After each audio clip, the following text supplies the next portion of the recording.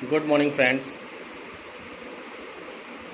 दोस्तों, आज का समय, आज का दिन बहुत ही अच्छा है। हमारे बहुत से मित्र ऐसे हैं जो आज त्यौहार मना रहे हैं। आप सबको ढेर सारी मुबारकबाद है आज के दिन की। आज ईद उल जुहा के उपलक्ष्य में आप सब लोग को मुबारकबाद। और हमारे और भाई जो आज हमारे साथ हैं, हम और फ्रेंड्स जो आज हमारे साथ हैं, आज का टॉपिक हमारा स्किन डिजीज़ में स्कैबीज़ को लेके है, खुजली को लेके है। तो फ्रेंड्स फटाफट ऐड हो जाएंगे हमारे साथ में, और जिसको हम डिस्कस करने जा रहे हैं कि इसको बहुत अच्छे से समझने की कोशिश करेंगे कि स्कैबीज़ है क्या और स्कैबीज़ स्किन की। फ्रेंड्स, नेटवर्क ना होने की वजह से हम आपसे कंटिन्यू नहीं हो पाए। और आज जो हमारे स्कैबीज़ का टॉपिक है, खुजली का टॉपिक है, इसको हम लोग डिस्कस करेंगे। एक्चुअली खुजली क्या है कि मॉइस्ट एरिया, स्किन पे जब कहीं मॉइस्ट एरिया रह जाता है तो डेवलप होने के चांसेस ज़्यादा हो जाते हैं। बट कभी कभी देखा होगा कि हमारी स्किन बहुत ड्राई रहती है, कोई दाना नहीं होता, कोई स्किन पे ऐसा साइन नहीं होता, लेकिन फिर भी हम उसको खुजलाते रहते हैं। तो ये कई एक कारण ऐसे हैं जिन पे हम आज चर्चा करेंगे और कोशिश करेंगे कि इससे हम कैसे बच सकते हैं। और इसको आप सब लोग हमारे साथ बने रहें। हेलो फ्रेंड्स,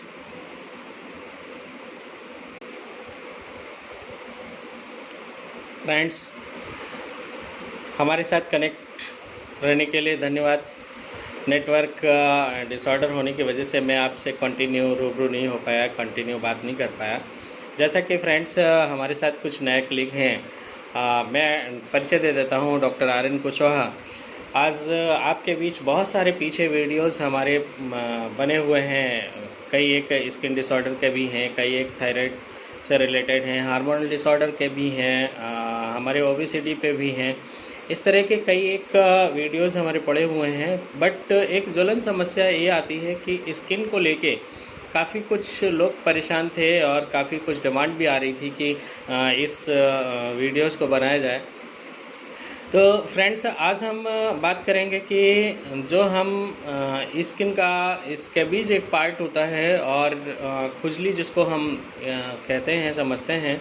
तो ड्राई स्किन, ड्राई खुजली होती है, कभी कभी मॉइस्ट खुजली होती है, कभी कभी ऐसा भी होता है मिक्स भी होती है, कभी कभी ऐसा होता है बहुत बड़े बड़े से दाने पड़ जाते हैं, कभी कभी होता है कि बिल्कुल दाना दिखाई नहीं देता है फिर भी खुजली होती रहती है।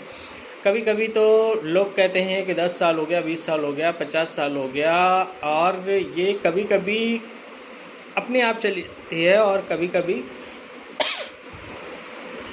ये आ जाती है। तो फ्रेंड्स, इसी पे हम डिस्कस करने की कोशिश करेंगे कि ये एक ऐसी बीमारी है जो कि आपके जीवन में कुछ खास परेशानी नहीं करती, लेकिन अगर एक लेवल के ऊपर बढ़ जाती है तो आपके लिए बहुत कष्टदायी हो जाती है। इससे आपका 50% 60% ब्रेन आपका कंसंट्रेट उसी तरफ होता है कि भाई हर एक मिनट में आपका इंडिकेशन उधर ही चला जाता है, आप कंसंट्रेट नहीं हो पाते। तो इसके लिए हम बात करेंगे कि इसका रीज़न क्या है कि इसको होने के।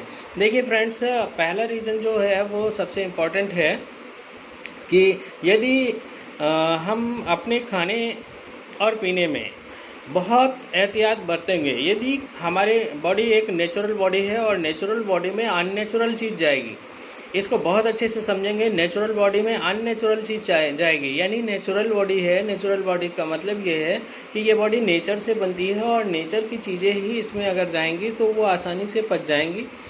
यदि अननेचुरल चीज़ जाएगी, अननेचुरल का मतलब ढेर सारा केमिकलाइजेशन है, ढेर सारा एनिमल फूड है, तो वो हमारी बॉडी में बहुत अच्छा काम नहीं करता और हमारी कहीं ना कहीं इम्यूनिटी पावर से लेके हमारा डाइजेस्टिव सिस्टम से लेके अन्य चीज़ें डिस्टर्ब होती रहती हैं। जिसकी वजह से मैं आपको राय दूंगा कि आप नेचुरल, यानी जितना वेजिटेबल्स हैं, वेजिटेबल सूप है हमारा, जो एनिमल फूड की बात हमने करी है, तो एनिमल फूड में हमारा मिल्क एक सबसे सेफ़ मोड में फूड है और मिल्क पे आप बेस्ड रह सकते हैं। लेकिन यदि आप फ्लैश पे डिपेंड हैं, यदि आप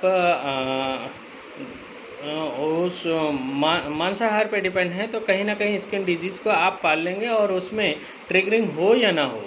तो फ्रेंड्स इसी पे बात करेंगे कि यदि हम ट्रिगरिंग करते हैं स्कैबीज़ को लेके, तो कभी कभी क्या होता है कि हमारे ग्रॉइन रीजन में बहुत ज़्यादा मॉइस्ट एरिया होने की वजह से बहुत ज़्यादा स्किन डिजीज़ डेवलप हो जाती है, बहुत ज़्यादा खुजली होने लगती है, बहुत छोटे छोटे दाने पड़ जाते हैं, और उसको पूरी तरह से सही ना कर पाने के कारण या अच्छी चिकित्सा ना मिलने के कारण वो धीरे धीरे डीप स्किन में चले जाते हैं, और डीप स्किन में जाने के बाद में फिर उसका इन्फेक्शन अदर जगह दिखाई देने लगता है। तो फ्रेंड्स इससे बचने के लिए सबसे इम्पॉर्टेंट चीज़ यह है कि हम जितना भी सीजनल फ्रूट और वेजिटेबल होता है उसको, हमको जो भी चीज़ अवेलेबल है उस चीज़ को खाने पे हैबिट बनाएं, खाने की आदत बनाएं, जिससे कि जो भी बैक्टीरियल, फंगल और वायरल होता है, मोस्टली ये देखा गया है कि जब हमको स्कैबीज़ हो जाता है तो मोस्टली ये देखा गया है कि फंगस भी उसमें इन्वॉल्व दिखाई देता है।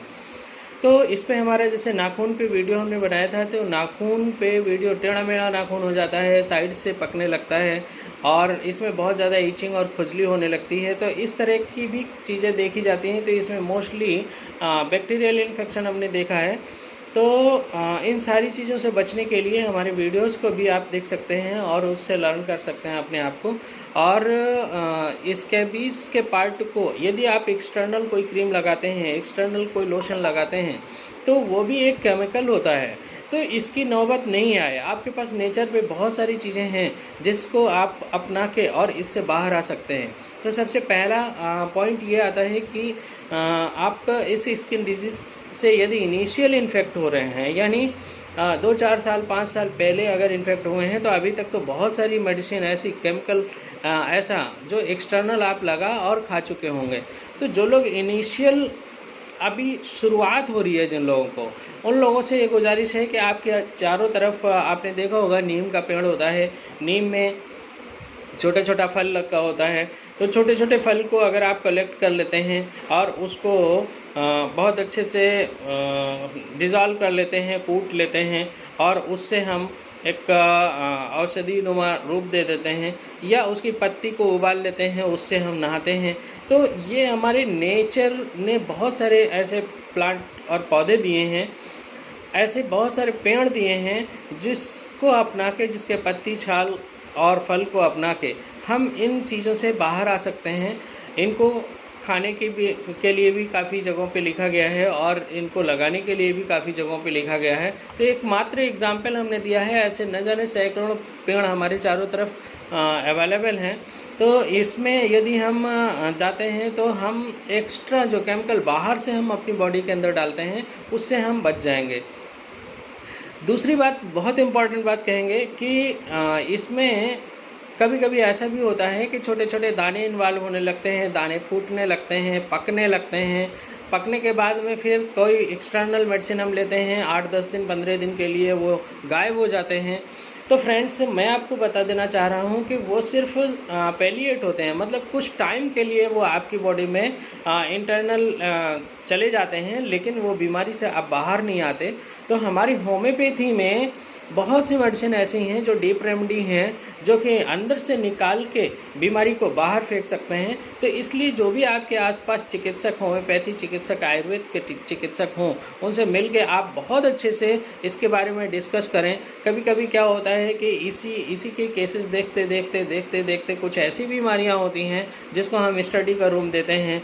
मेल्स एंड फीमेल्स बोथ में ऐसा मैंने देखा है कि कभी कभी वो पिछले 1 सालों से ट्रीटमेंट कर रहे थे, लेकिन डायग्नोसिस प्रॉपर नहीं बन पाई, या खुल के वो लोग बात नहीं कर पाए। तो इसलिए हमारा सुझाव ये है फ्रेंड्स आपसे कि आप लोग अपनी डिजीज़ के बारे में, अपनी बीमारी के बारे में बहुत खुल के बात करें अपने डॉक्टर से, अपने नियरेस्ट डॉक्टर से बहुत खुल के बात करेंगे तो उस बीमारी से जल्दी सही होने के चांसेस हो जाएंगे। और यदि आप उसको हाइड करते रहेंगे, या उसको बहुत अच्छे से एक्सप्लेन नहीं कर पा रहे हैं, या चिकित्सक के पास बहुत अच्छे से समय नहीं है, तो आप वो टाइम, वो वेरिएंट अपने चिकित्सक से लें, जिससे कि आप अपनी पूरी बात को कह सकें और चिकित्सक भी उसको वरीयता देके उसको समझ सके। तो फ्रेंड्स, इसमें हमारे होम्योपैथी में ड्रग्स की अगर बात करें तो ग्रेफाइटिस से लेके सल्फ़र तक बहुत सारा मेडिसिन ऐसा है जो कि इस पे इफ़ेक्टिव होता है। इसको साइन और सिम्टम्स को मैच करा के हम लोग बहुत अच्छे से क्योर करते हैं। 10-10 साल 12-12 साल पुराना केस हम लोग ट्रीट कर लेते हैं और फिर दोबारा रिकरेंट नहीं होता, क्योर कर लेते हैं। तो इसलिए फ्रेंड्स, हमारा गुजारिश ये है कि जब कभी ऐसा क्रॉनिक स्किन स्केबीज़ में आप हों तो आप अपने डॉक्टर से बहुत अच्छे से काउंसल करें, बहुत अच्छे से इसको ट्रीट करें, क्योंकि इसकी वजह से कई एक चीज़ें डिस्टर्ब होती हैं। फ्रेंड्स, एक और बात कहेंगे कि इसमें एवोकाडो को जो फल होता है, एवोकाडो का जो सोप होता है, उसका भी बहुत बड़ा रोल देखा है हमने। हमारे यहाँ जो मेडिसिन्स हैं, कुछ मेडिसिन हैं, उनमें भी इसका इन्वॉल्वमेंट देखा गया है। कुछ सोप्स जो डेवलप हुए हैं तो उसमें भी कुछ लोगों ने SLS मिला रखा है। SLS मतलब सोडियम लाउरिल सल्फेट, जो कि एक स्किन के लिए बहुत अच्छा नहीं होता है। कुछ लोगों ने इसमें हमारे फैट्स की क्वांटिटी बहुत ज़्यादा बढ़ा रखी है। तो बहुत सारा साबुन भी लगाने की ज़रूरत नहीं है कि एक्सटर्नल साबुन लगा लेंगे तो हम बहुत अच्छे से क्योर हो जाएंगे। नो, ये हमारी स्किन का, ये हमारी बॉडी का एक इम्यून सिस्टम होता है जो कि उसको निकाल के बाहर कर सकता है। इसमें कोई भी ड्रग अपनी मर्ज़ी से चूज़ करने की ज़रूरत नहीं होती, कोई भी मेडिसिन अपनी तरफ से चूज़ करने की ज़रूरत नहीं होती है। आपके पास आपके फ्रेंड जो चिकित्सक होते हैं वो आपको अच्छे से गाइड कर सकते हैं। यदि आपको इसके बीच से रिलेटेड कोई भी क्वेरीज डाली हैं, कोई भी क्वेश्चन पूछना है तो आप हमारे नंबर पे बात कर सकते हैं। और हमारा नंबर 24 घंटे ऑपरेट होता है 73 76 93 66 00 7376 93 6600 पे। और आप हमारे इस चैनल पे भी आके आप सब्सक्राइब कर सकते हैं। तो फ्रेंड्स, मैं आपसे पुनः रिक्वेस्ट करता हूँ कि इसमें कभी कभी ये भी देखा गया है कि इसका बड़ा विकराल रूप ले लेता है। इसमें फिर स्किन का डिजीज़ पे हमने वीडियो बना रखा है कि सोराइसिस, स्किन सोराइसिस पे अलग वीडियो बना रखा है हमने, एक्जिमा पे अलग वीडियोस बना रखे हैं। तो वो सारा इतना डीप स्किन डिजीज़ है, बहुत सारा स्किन डिजीज़ है। आपने देखा होगा कि हमारे बीच में बहुत से प्रैक्टिशनर डर्मेटोलॉजिस्ट हैं, हमारे स्किन MD हैं जो बहुत अच्छे से इसको एक्सप्लेन कर सकते हैं। बट एक्सटर्नल केमिकल को अवॉइड करके अगर नेचर की मेडिसिन आपको मिल जाती है, नेचुरल मेडिसिन मिल जाती है, तो मैं समझता हूँ कि आपकी बॉडी हमेशा के लिए क्योर हो सकती है। आपने मुझे सुना।